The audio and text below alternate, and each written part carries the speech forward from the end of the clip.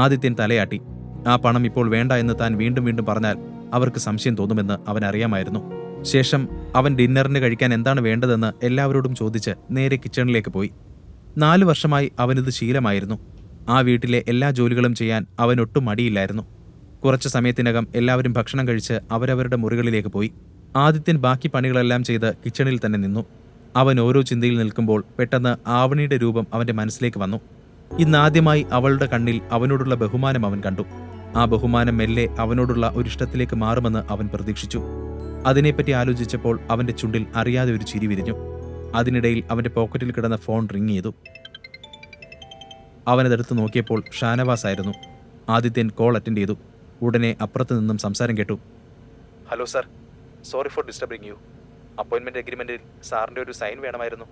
Sir നാളെ എപ്പോഴാണ് free ആവുക? ആദിത്യൻ ചുറ്റും നോക്കിക്കൊണ്ട് പറഞ്ഞു. ഞാൻ നാളെ ഓഫീസിലേക്ക് എത്തിക്കോളാം. Okay sir, good night. ശേഷം ആദിത്യൻ ഫോൺ കോൾ കട്ട് ചെയ്തു. എന്നിട്ട് മുറിയിലേക്ക് പോകാൻ വേണ്ടി തിരിഞ്ഞപ്പോൾ ആവണി അവനെയും നോക്കി അവിടെ നിൽക്കുന്നത് കണ്ടു. അവൾ സംശയത്തോടെ അവനെ നോക്കി. നീ ഈ സമയത്ത് ആരോടാണ് ഫോണിൽ സംസാരിക്കുന്നത്? പതിവില്ലാത്തൊരു പരിപാടി. ആദിത്യൻ പെട്ടെന്ന് തന്നെ മറുപടി പറഞ്ഞു. അതൊന്നുമില്ല ആവണി. ഇപ്പോൾ കുറച്ച് ദിവസമായി ഏത് നേരവും ക്രെഡിറ്റ് കാർഡ് കമ്പനികളുടെ കോൾ വരുന്നുണ്ട്. ഇവന്മാർക്കിത് നേരവും കാലവും ഒന്നുമില്ല. അത് കേട്ടതും ആവണി ഒന്നും മൂളി. പിന്നെ ഒന്നും മിണ്ടാതെ അവളുടെ മുറിയിലേക്ക് ഉറങ്ങാൻ വേണ്ടി പോയി. അവൾ പോയതും ആദിത്യൻ ഒരു ദീർഘനിശ്വാസം എടുത്തു. എന്നിട്ട് നെറ്റിയിലെ വിയർപ്പ് തുടച്ചു കളഞ്ഞു. പിന്നെ വേഗം തന്നെ അവന്റെ മുറിയിലേക്ക് പോയി. പിറ്റേ ദിവസം രാവിലെ ആദിത്യൻ വീട്ടിലെ കാര്യങ്ങളെല്ലാം തീർത്ത് മീറ്റിയോറിന്റെ ഓഫീസിലേക്ക് പോയി. മാർക്കറ്റിൽ സാധനം വാങ്ങാൻ പോവുകയാണെന്നാണ് ആവണിയോട് പറഞ്ഞത്. അപ്പോൾ പിന്നെ വേഗം തന്നെ വീട്ടിലേക്ക് തിരിച്ചു വരേണ്ടി വരും. എങ്കിലും അവന് ഇവിടെ വേറെ ഫ്രണ്ട്സ് ഒന്നുമില്ല എന്ന് ആവണിക്ക് അറിയാവുന്നതുകൊണ്ട് വേറെ കള്ളമൊന്നും പറയാൻ പറ്റില്ല. ആദിത്യൻ ഓഫീസിലേക്ക് എത്തുന്നതിന് കുറച്ചു മുൻപായി ഷാനവാസിന്റെ കോൾ വീണ്ടും വന്നു. Good morning sir. ഞാൻ ഓഫീസിലെ എല്ലാ സീനിയർ എക്സിക്യൂട്ടീവ്സിനോടും വിവരം അറിയിച്ചിട്ടുണ്ട്. അവരെല്ലാം മീറ്റിംഗിന് തയ്യാറായി ഇവിടെ എത്തിയിട്ടുണ്ട് സർ. സാർ എപ്പോഴാണ് വരിക? എല്ലാവരും സാറിനെ കാണാൻ വേണ്ടി ആകാംക്ഷയിലാണ്.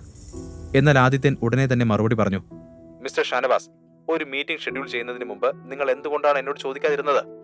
എന്റെ റിയൽ ഐഡന്റിറ്റി ഇപ്പോൾ ആരും അറിയുന്നത് എനിക്ക് ഇഷ്ടമല്ല. So please cancel the meeting.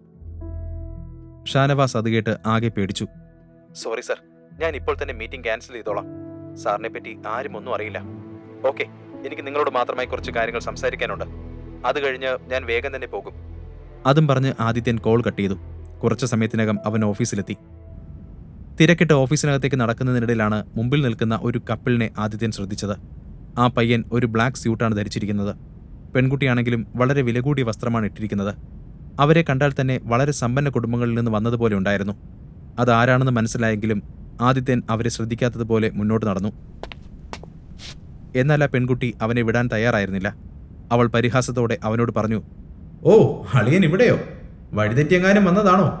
നിന്നെപ്പോലുള്ളവർക്കുള്ളതല്ലല്ലോ ഈ കമ്പനി. ആദിത്യന്റെ മുമ്പിൽ നിൽക്കുന്ന ആ പെൺകുട്ടി ആവണിയുടെ കസിൻ വേദികയായിരുന്നു. വേദികയ്ക്ക് ചെറുപ്പം മുതൽ തന്നെ ആവണിയെ ഒട്ടും ഇഷ്ടമല്ല. അതിനൊരുപാട് കാരണങ്ങളുണ്ടായിരുന്നു. ആവണി വളരെ ബുദ്ധിമതിയായ സുന്ദരിയായ പെൺകുട്ടിയാണ്. അവളെ കണ്ട മാത്രയിൽ തന്നെ ഏതൊരാളും വീണുപോകുമെന്ന് പറഞ്ഞാൽ പോലും തെറ്റില്ല. അതുകൊണ്ടാണ് വേദിക അവളെ വെറുക്കുന്നത്. എന്നാൽ ആവണി ആദിത്യനെ പോലെ ഒരാളെ വിവാഹം കഴിച്ചപ്പോൾ വേദികയ്ക്ക് വളരെ സന്തോഷം തോന്നി. വേദിക വിവാഹം കഴിക്കാൻ പോകുന്നത് നഗരത്തിലെ സമ്പന്നരിൽ ഒരാളായ രാഘവൻ കൈമളിന്റെ മകൻ സിദ്ധാർത്ഥിനെയാണ്. രാഘവൻ കൈമളിന് മീറ്റിയോർ ഗ്രൂപ്പുമായി നല്ല ബന്ധമുണ്ട്. അയാളുടെ പേരും പെരുമയും കണ്ടിട്ട് തന്നെയാണ് ഗായത്രി ദേവി തന്റെ ചെറുമകളെ രാഘവന്റെ മകനുമായി വിവാഹമുറപ്പിച്ചത്. സിദ്ധാർത്ഥുമായുള്ള വിവാഹം തീരുമാനിച്ചതു മുതൽ വേദിക ആദിത്യനെയും ആവണിയെയും കളിയാക്കാൻ കിട്ടുന്ന ഒരവസരവും പാഴാക്കാറില്ല. എന്നാൽ ആദിത്യൻ അതൊന്നും ശ്രദ്ധിക്കാതെ എല്ലാം കേട്ടു നിൽക്കാറാണ് പതിവ്. ഇന്നും അവനൊന്നും മിണ്ടിയില്ല. വേദിക തുടർന്നു. എന്തായാലും അത് വിട്ടേക്ക്. അതൊന്നും എന്നെ ബാധിക്കുന്ന കാര്യമല്ലല്ലോ. നിന്നെപ്പോലെയുള്ള ഒരാൾക്ക് ഞങ്ങളുടെ മുമ്പിൽ നിൽക്കാൻ പോലുമുള്ള സ്റ്റാറ്റസ് ഇല്ല. ഞങ്ങൾ ശേഖർ അങ്കിളിന് ഞങ്ങളുടെ വെഡിങ് ഇൻവിറ്റേഷൻ കൊടുക്കാൻ വന്നതാ. നിനക്കും വേണമെങ്കിൽ കല്യാണത്തിന് വരാം. ഞാൻ നിനക്കൊരു വെയിറ്റർ സ്ഥാനം റിസർവ് ചെയ്തിടാം. ഇതെല്ലാം കേട്ടിട്ടും ഒരു കുലുക്കവുമില്ലാതെ ആദിത്യൻ ആത്മവിശ്വാസത്തോടെ അവിടെ തന്നെ നിന്നു പറഞ്ഞു. എന്നെപ്പറ്റി ചിന്തിച്ചതിന് താങ്ക്സ്. പക്ഷെ എനിക്ക് നിങ്ങളുടെ വിവാഹത്തിൽ പങ്കെടുക്കണമെന്ന് ഒരാഗ്രഹവും ഇല്ല. ആ പറഞ്ഞത് കേട്ട് സിദ്ധാർത്ഥ് അവനെ അടിമുടി ഒന്ന് നോക്കി. ആദിത്യന്റെ സിമ്പിൾ ഡ്രസ്സിംഗ് സ്റ്റൈൽ കണ്ട് സിദ്ധാർത്ഥ് സ്വയം ചിരിച്ചു. എന്നാൽ ഈ ഡ്രസ്സിങ്ങിന്റെ ഉള്ളിലുള്ള ആൾ മീറ്റിയോറിന്റെ ഉടമയാണെന്ന് അവൻ അറിയില്ലായിരുന്നു. അവർ ഇൻവിറ്റേഷൻ കാർഡ് നൽകാൻ പോകുന്ന ചന്ദ്രശേഖരൻ നിലവിൽ ജയിലിൽ കിടക്കുകയാണ്. അതൊന്നും അറിയാതെ സിദ്ധാർത്ഥ് അവനെ പരിഹസിച്ചു. ഓ, അപ്പോൾ ഇതാണ് ആദിത്യൻ അല്ലേ? നിന്നെപ്പറ്റി ഞാൻ ധാരാളം കേട്ടിട്ടുണ്ട്. നീ നിന്റെ ഭാര്യയുടെ ചിലവിലാണ് ജീവിക്കുന്നത് അല്ലേ? അവസാനം ഇന്നെനിക്ക് നിന്നെ കാണാൻ പറ്റിയല്ലോ. പിന്നെ നിന്നോടൊരു കാര്യം പറഞ്ഞേക്കാം. എന്നാൽ സിദ്ധാർത്ഥിനെ പറഞ്ഞു മുഴുവനാക്കാൻ സമ്മതിക്കാതെ ആദിത്യൻ ഇടയ്ക്ക് കയറി. ഞാനിവിടെ ഒരു ജോലിയുടെ ആവശ്യത്തിന് വേണ്ടി വന്നതാണ്. നിങ്ങളോട് സംസാരിച്ച് നിൽക്കാൻ നേരമില്ല. ജോലിക്കോ? സീരിയസ്ലി? ഇവിടെ ക്ലീനിങ് സ്റ്റാഫിനൊന്നും ഒഴിവുള്ളത് എനിക്ക് അറിയില്ലല്ലോ. നിന്റെ വരവ് കണ്ടാൽ ഇവിടെ ചെയർമാൻ ആവാൻ വരുന്നത് പോലെയുണ്ട്. അതും പറഞ്ഞ് വേദിക പൊട്ടിച്ചിരിച്ചുകൊണ്ട് സിദ്ധാർത്ഥിനെ നോക്കി. അവനും അതിനോട് ചേർന്ന് ചിരിച്ച് കയ്യിലുള്ള ക്യാനിലെ ഡ്രിങ്ക്സ് കുടിച്ചുകൊണ്ടിരുന്നു. ആ ക്യാൻ കാലിയായതും അവനത് നിലത്തേക്കെറിഞ്ഞു. എന്നിട്ട് ആദിത്യനെ നോക്കി. ഈ കമ്പനിയുടെ വേസ്റ്റ് എടുക്കാനുള്ള യോഗ്യത പോലും നിനക്കില്ല. വേണമെങ്കിൽ ആ തെരുവിലെ ക്ലീനിങ് ജോലി ചെയ്തോ. ഇനി പണത്തിന് അത്രയും ആവശ്യമാണെങ്കിൽ ദാ ഇത് വെച്ചോ. അതും പറഞ്ഞ് സിദ്ധാർത്ഥ് ആദിത്യന്റെ പോക്കറ്റിലേക്ക് ഒരു 500-ന്റെ നോട്ട് വെച്ചു. അപ്പോൾ ആദിത്യന്റെ മുഖത്ത് ഒരു ചിരി തെളിഞ്ഞു. ഈ 500 രൂപ നോട്ട് കൊണ്ട് ആർക്കാണ് ഉപയോഗമെന്ന് കാലം തെളിയിക്കും. യാതൊരു ഭാവഭേദവും ഇല്ലാതെയുള്ള ആദിത്യന്റെ മറുപടി കേട്ട് സിദ്ധാർത്ഥിന് ദേഷ്യം വന്നു. നീ എന്താണ് ഈ പറഞ്ഞത്? എന്റെ മുമ്പിൽ നിന്ന് എന്തും പറയാമെന്നാണോ? എന്നാൽ ആദിത്യനും വിട്ടുകൊടുക്കാൻ തയ്യാറായിരുന്നില്ല. കൂടുതൽ എന്തെങ്കിലും സംസാരിക്കുന്നതിന് മുമ്പ് നന്നായി ആലോചിക്കണം. അല്ലെങ്കിൽ പിന്നെ നീ സങ്കല്പിക്കുന്നതിനും അപ്പുറമായിരിക്കും എന്റെ പ്രതികരണം. അപ്പോഴേക്കും സിദ്ധാർത്ഥ് ഒരു ആക്രമണത്തിന് തയ്യാറായി നിന്നിരുന്നു. അവൻ ആദിത്യന്റെ നേർക്ക് ചെന്നു. എന്താടാ നീ എന്നെ ചെയ്യാ? വാടാ നമുക്ക് നോക്കാം. രംഗം വഷളാകുന്നത് കണ്ട വേദിക സിദ്ധാർത്ഥിനെ തടഞ്ഞുകൊണ്ട് പറഞ്ഞു. ഏയ് വേണ്ട, ഇവരോടൊക്കെ സംസാരിച്ച് നമ്മുടെ സമയം കളയണ്ട. പ്രത്യേകിച്ച് ഒരു പണിയും ഇല്ലാത്തതുകൊണ്ടാ ഇവനൊക്കെ ഇങ്ങനെ മനഃപൂർവ്വം ഓരോ പ്രശ്നങ്ങൾ ഉണ്ടാക്കുന്നത്. കം സിദ്ധു, നമുക്ക് പോവാം. സിദ്ധാർത്ഥിന്റെ കണ്ണുകൾ ദേഷ്യം കൊണ്ട് ചുവന്നിരുന്നു. അവൻ എന്തൊക്കെയോ പറയാനുണ്ടായിരുന്നെങ്കിലും സമയവും സന്ദർഭവും ശരിയില്ലെന്ന് തോന്നി. ഇപ്പോൾ അവൻ തന്റെ വെഡ്ഡിംഗ് ഇൻവിറ്റേഷൻ കാർഡ് കൊടുക്കാൻ വേണ്ടി വന്നതാണ്.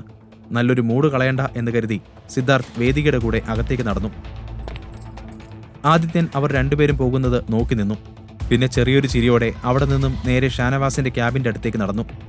അവൻ അവിടേക്ക് എത്തിയപ്പോൾ ചെയർമാൻ എന്നെഴുതിയ ക്യാബിന്റെ മുമ്പിലായി വേദികയും സിദ്ധാർത്ഥും നിൽക്കുന്നുണ്ട്. അകത്ത് ശേഖരൻ ഉണ്ടെന്ന് കരുതിയാണ് അവർ അവിടെ നിൽക്കുന്നത്. ആദിത്യൻ പറഞ്ഞ വാക്കുകൾ അപ്പോഴും സിദ്ധാർത്ഥിന്റെ ഉള്ളിലുണ്ടായിരുന്നു. അവൻ തന്റെ ദേഷ്യം നിയന്ത്രിച്ച് നിൽക്കുകയാണ്. ഇത് കണ്ട വേദിക അവനെ ആശ്വസിപ്പിച്ചു. ഹേയ്, അത് നീ വിട്ടില്ലേ? അവനെ പോലുള്ളവനോടൊക്കെ അവിടെ നിന്ന് തർക്കിക്കാൻ നിന്നാൽ നമ്മുടെ വില പോവുകയല്ലേ ഉണ്ടാവൂ. അതൊക്കെ ശരിയാണ് വേദ. എന്നാൽ അവന്റെ അഹങ്കാരം നീ ശ്രദ്ധിച്ചില്ലേ? ഈ വിവാഹം ഒന്ന് കഴിയട്ടെ. ഈ തെരുവിലൂടെ അവനൊരു പട്ടിയെപ്പോലെ നടത്തിച്ചില്ലെങ്കിൽ എന്റെ പേര് സിദ്ധാർത്ഥ് കൈമളെന്നല്ല. എന്നാൽ അപ്പോഴേക്കും ആദിത്യൻ നേരെ ഷാനവാസിന്റെ ക്യാബിനിലേക്ക് പോയിരുന്നു. അയാൾ പഴയ ക്യാബിനിൽ തന്നെയാണ്.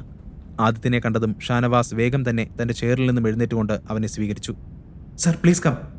ആദിത്യൻ അകത്തേക്ക് കയറിക്കൊണ്ട് പറഞ്ഞു. Thank you. പിന്നെ രാഘവൻ കൈമളിനെയും അയാളുടെ മകൻ സിദ്ധാർത്ഥിനെയും നിങ്ങൾക്ക് പരിചയമുണ്ടോ?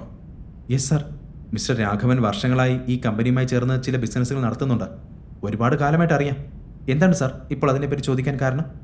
ഷാനവാസ് വേഗം തന്നെ മറുപടി പറഞ്ഞു. ആദിത്യൻ ഒന്ന് തലയാട്ടി. ശേഷം ഉറച്ച ശബ്ദത്തിൽ പറഞ്ഞു. എന്നാൽ ഇന്നു മുതൽ മിസ്റ്റർ രാഘവന് മീറ്റിയോർ കമ്പനിയുമായി യാതൊരു ബന്ധവും ഉണ്ടാകാൻ പാടില്ല. അയാളെ ഇപ്പോൾ തന്നെ വിളിച്ച് അവരുമായുള്ള എല്ലാ പ്രോജക്റ്റും നമ്മൾ ക്യാൻസൽ ചെയ്തു എന്നറിയിക്കണം. മീറ്റിയോറിന്റെ ക്ലീനിങ് സ്റ്റാഫാകാൻ മാത്രം യോഗ്യതയുള്ളവരോട് ചേർന്ന് നമ്മൾ ബിസിനസ് ചെയ്യാറില്ല എന്ന് പറഞ്ഞാൽ മതി.